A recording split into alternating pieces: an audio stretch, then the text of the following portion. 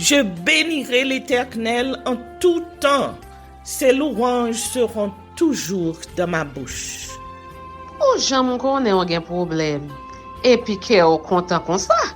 Ah, m'pas caché Dieu. Depuis m'commence li Bible moi chaque jour, m'senti charge problème moi yo sorti sous dôme. Oh, si c'est comme ça, moi pour aller couvrir acheter un Bible. Dégagez au marché. Mais en attendant, ou qu'attendez radio télévision d'espoir? Radio Vision d'Espoir. Oh, moi t'attendais une annonce comme ça, oui. Mais qui ça a te dit? Lecture de la Bible en un an. Une émission qui vous accompagne à la découverte des trésors cachés de la parole de Dieu sur Radio Télévision d'Espoir. Chaque jour de 11h à 11h30 du matin, excepté mercredi 5h30, 6h de l'après-midi, samedi 7h30, 8h du matin, avec les sœurs Chantal Saint-Hubert, Claude Louis Orisma et votre servante Maudeline Maurice Hilaire.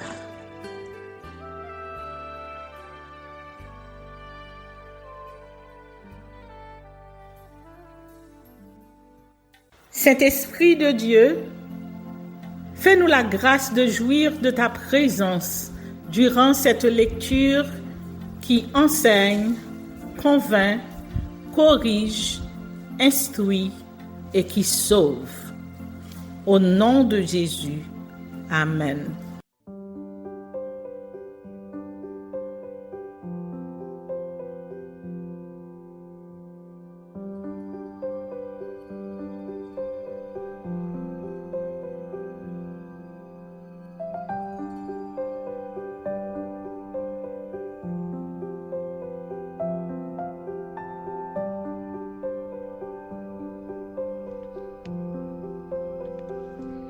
Habakkuk, chapitre 2.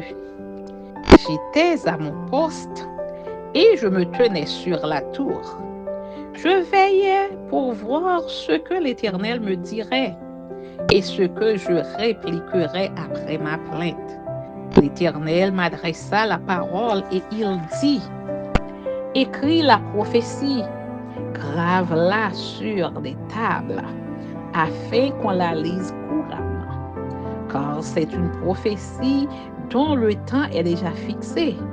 Elle marche vers son terme et elle ne mentira pas. Si elle tarde, attends-la, car elle s'accomplira. Elle s'accomplira certainement. Voici, son âme s'est enflée. Elle n'est pas droite en lui, mais le juste vivra par sa foi. Malédiction. Pareil à celui qui est ivre et arrogant, l'orgueilleux ne demeure pas tranquille.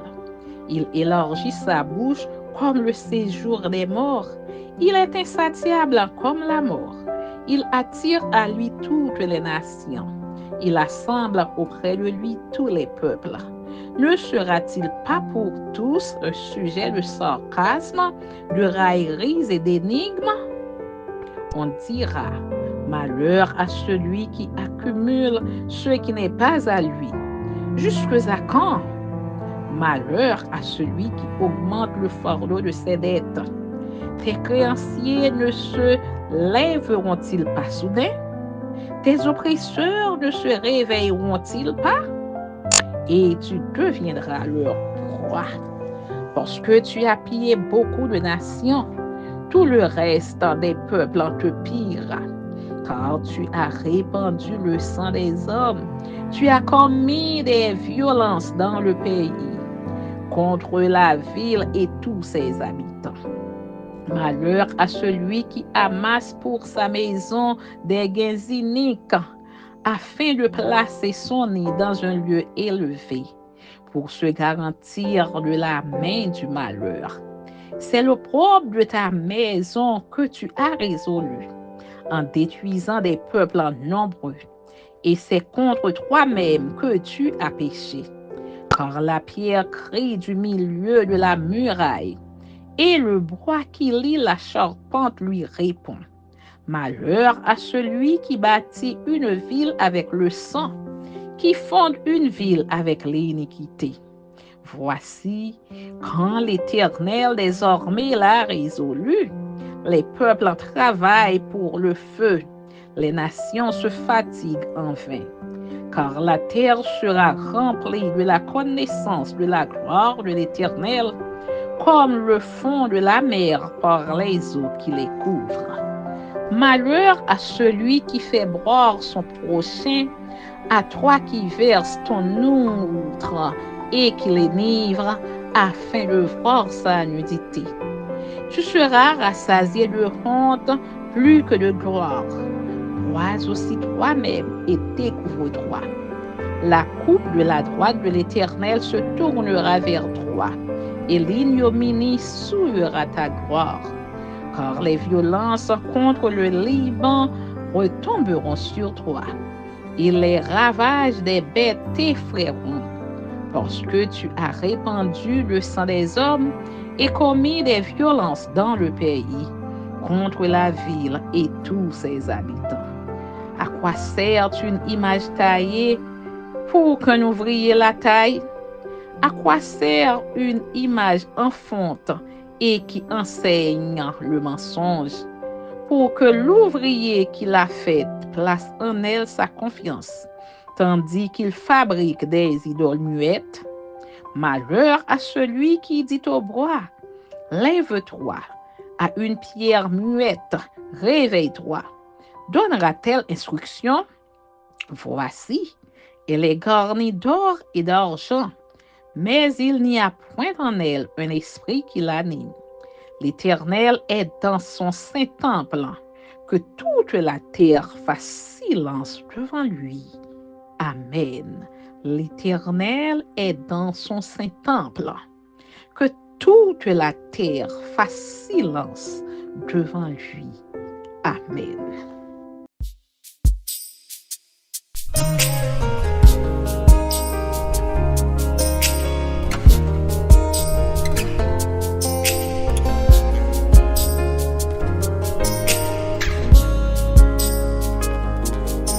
Il y a un Dieu qui prendra soin de ton cœur.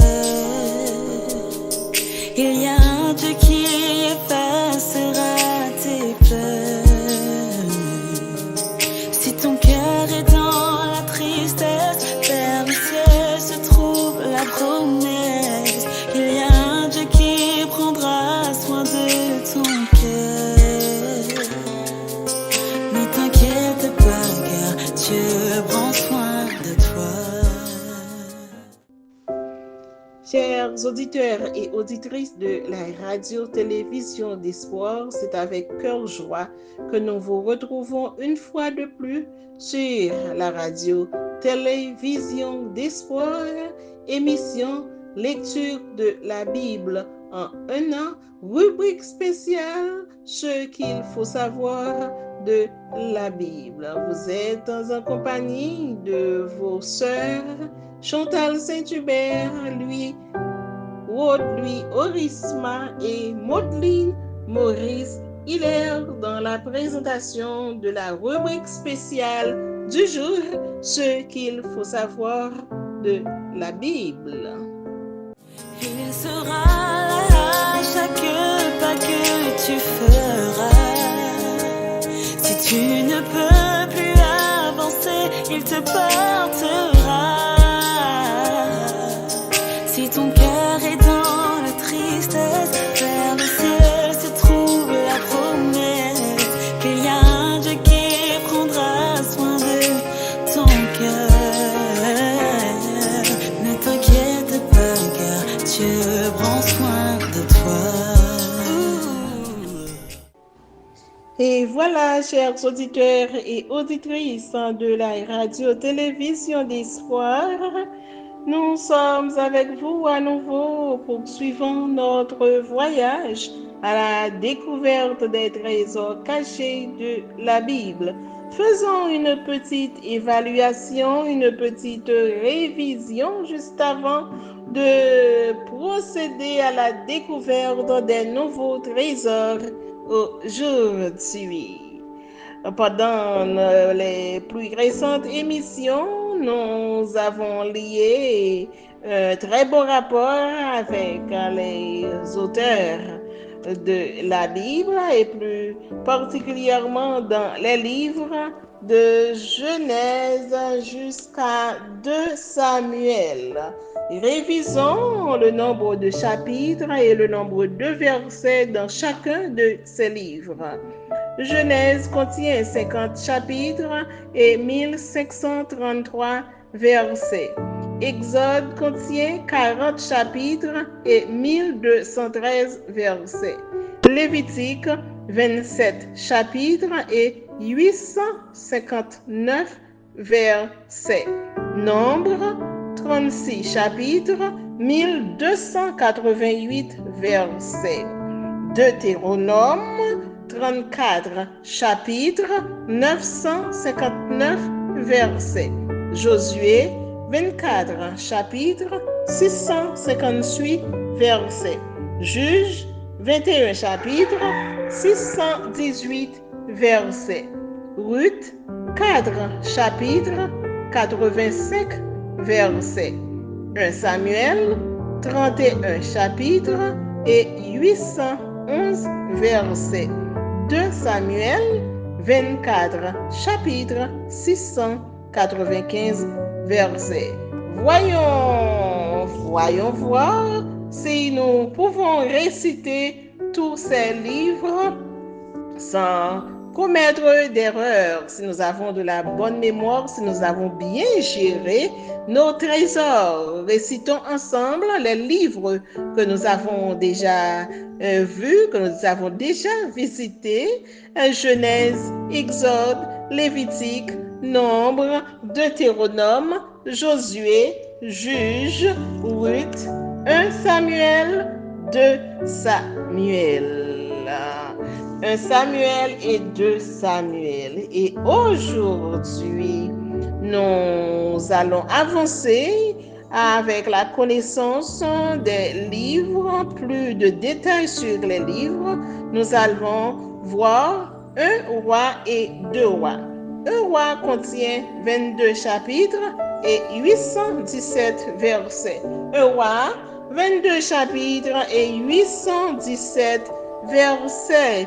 Et 2 rois, 25 chapitres, 719 versets. Ce sont ces 2 livres que nous allons considérer aujourd'hui pour vous présenter leur introduction. 1 roi, 22 chapitres, 817 versets et 2 rois, 25 chapitres, 719 versets. Je prends une courte pause pour vous rejoindre à nouveau dans quelques instants pour l'introduction des livres de 1 roi et 2 rois.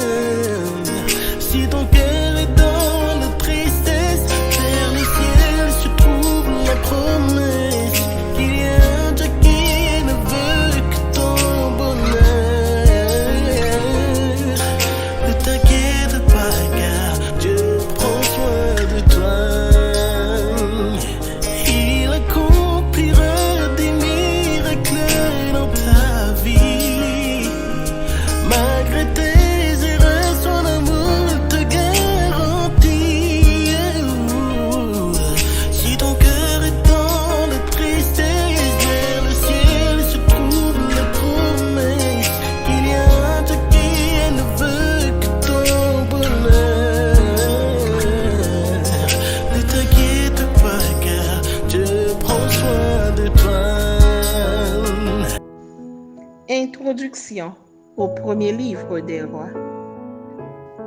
Le premier livre des rois, comme son nom l'indique, raconte le règne des premiers rois d'Israël, précédant et suivant le schisme survenu après le règne de Salomon. Les chapitres 1er, verset 1er jusqu'au chapitre 2, le verset 12, traitent de la succession du roi David. Il y est question d'une course au pouvoir royal. David, devenu très vieux, Adonijah, un de ses fils, aspira à la royauté. À l'instigation du prophète Nathan, Bathsheba intervient auprès de son vieux mari qui confirma sa promesse de faire de leur fils Salomon le roi d'Israël. Chapitre 2, versets 32 à 53. En effet, les 4 premiers versets du livre ont une portée politique. La question est de savoir si le roi David est encore capable de gouverner. L'échec de la prescription des gens de la cour est patent. Le roi ne recouvre pas sa chaleur vitale et Abishag, la Sunamite, l'infirmière introduite dans le harem royal, ne sera jamais véritablement épouse. Chapitre 2, les versets 13 à 22. Alors, l'aîné des fils survivants de David, Adonijah, se considère comme l'héritier présomptif de la couronne. Il est soutenu par le sacrificateur Abiatar de Nod, personnage très influent. Mais c'est un sacre manqué. C'est plutôt le prophète Nathan qui interviendra auprès du vieux David pour que ce soit Salomon, fils de Bathsheba, qui devienne roi dans une sorte de corrégence.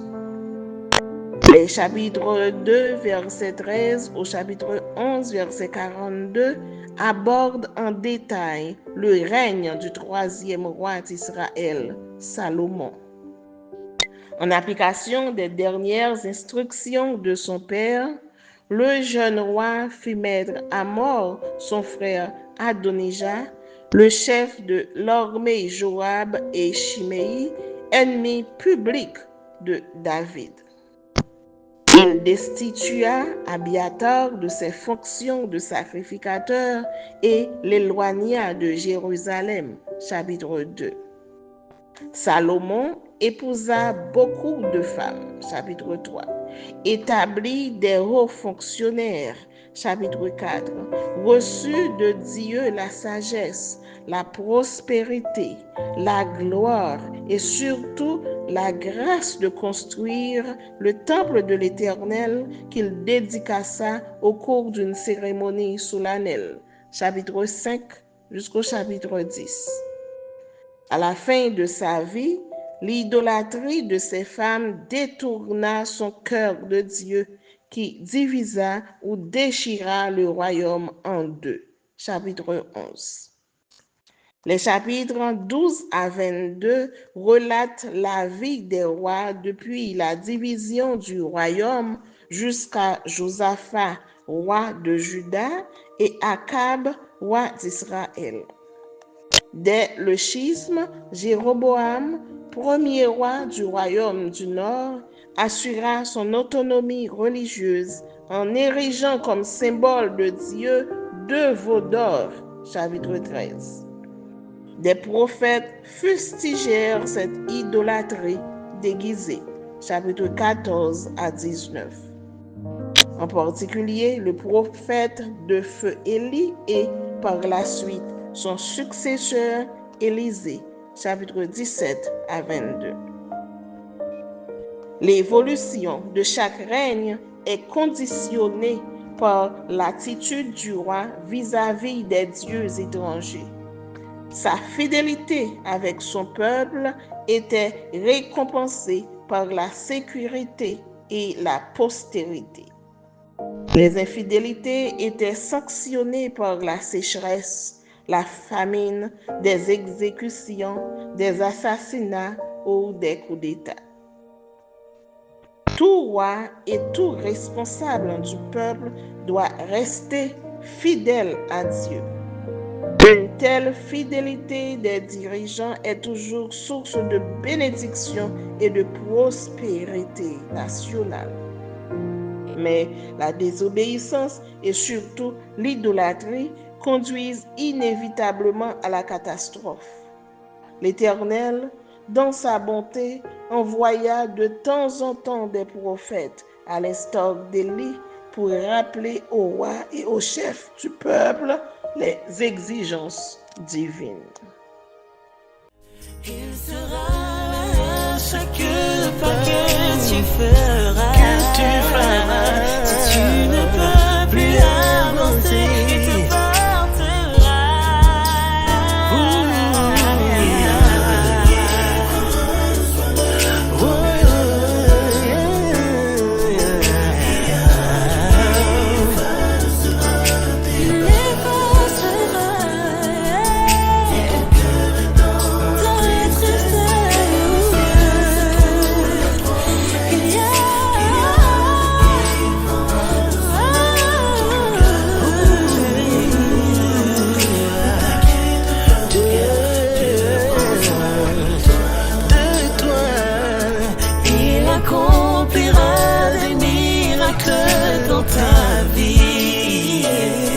Malgré tes erreurs, son amour te garantit. Si ton cœur est dans la tristesse, vers le ciel tu trouves la promesse qu'il y a un Dieu qui ne veut que ton bonheur. Ne t'inquiète pas car Dieu prend soin de toi. Ne t'inquiète pas car Dieu prend soin de toi.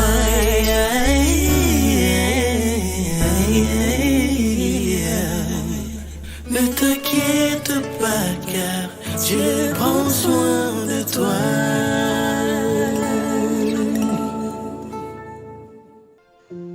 Introduction au second livre des rois. Le deuxième livre des rois fait suite au premier. Il raconte la vie des monarques des royaumes de Juda et d'Israël. En effet, le bonheur ou le malheur du peuple est tributaire de la relation qu'entretient chaque monarque avec le Dieu de ses pères et les dieux étrangers. Les chapitres 1 à 17 évoquent des faits historiques qui vont de la période de Josaphat, roi de Juda, et de la mort d'Akazia, roi d'Israël, jusqu'à la destruction du royaume d'Israël. Chaque règne est influencé soit par le ministère prophétique, soit par le sacerdoce. Le prophète Élie termine son ministère sous le roi Akazia, chapitre 1er, et est enlevé au ciel après avoir laissé son manteau à Élisée, chapitre 2. Ayant reçu une double onction spirituelle après plusieurs miracles dans le royaume du Nord, Élisée mourut paisiblement, chapitre 3 jusqu'au chapitre 13. Entre-temps, un certain Jéhu tua les rois d'Israël et de Juda et inaugura l'ère des assassinats politiques. Une reine, Athalie, usurpa le pouvoir et fut exécutée sans pitié. Osée, le dernier roi d'Israël, vit sa capitale, Samarie, assiégée par Salmanassar, et un autre roi assyrien assiégea Jérusalem, chapitre 18, mais son armée fut détruite et Jérusalem sauvée, chapitre 19. Ézéchias fut gratifié de 15 années supplémentaires après sa guérison, chapitre 20, et donna naissance à un fils, Manassé, qui conduit le peuple dans l'apostasie totale. Le roi réformateur Josias restaura la vraie religion, mais tout s'écroula après sa mort. Les habitants du royaume de Juda furent emmenés en captivité à Babylone sous Nebuchadnezzar. En somme, la chute du royaume d'Israël vers 721 avant Jésus-Christ est suivie par celle de Judas vers 587 avant Jésus-Christ.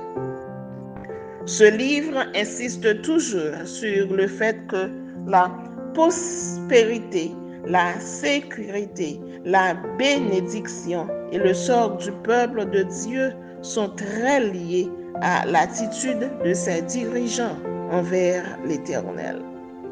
L'apostasie d'un dirigeant de ce peuple peut entraîner sa destruction et même sa déportation. On n'est pas roi pour soi-même.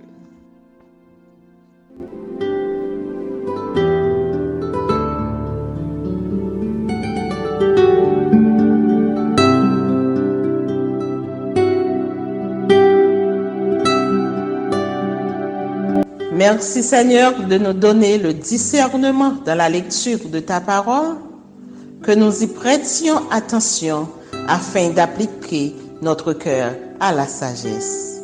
Amen. Que celui qui a des oreilles pour entendre, entende, et que celui qui lit fasse attention.